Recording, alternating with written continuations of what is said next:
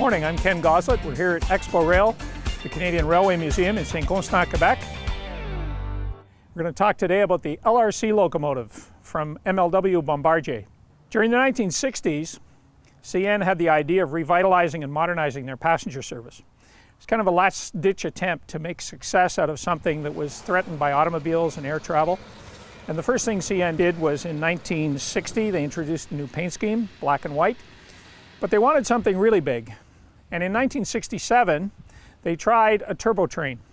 They introduced the turbo train on the Montreal-Toronto run to speed the schedules, cut the travel time between the two cities dramatically. It had a pendulum suspension for the coaches that meant that when you were in the coach would lean out on curves, not to allow the train to go through the curve any faster, but to make the ride for the passengers much more comfortable, so that your coffee didn't slosh, so that you didn't feel the G-forces of going through some of the curves on the Montreal-Toronto route at a really high speed.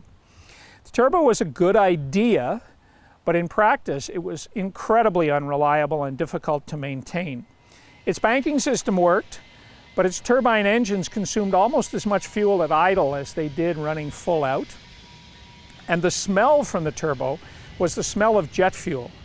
And they said when they used to back the turbo into Central Station, you could smell the turbo exhaust all the way up through the CN headquarters building to the 15th floor. So the turbo was a good idea, but it really wasn't working. And in the early 1970s, a consortium formed of the Aluminum Company of Canada, Alcan, Montreal Locomotive Works, MLW, and Dofasco, Dominion Foundries and Steel of Hamilton, Ontario. And this consortium got together to see if there was another alternative to a lightweight train that could be more successful without the turbo's mechanical problems. And that train would be called the LRC, for lightweight, rapid, and comfortable, or in French, légère, rapide et confortable.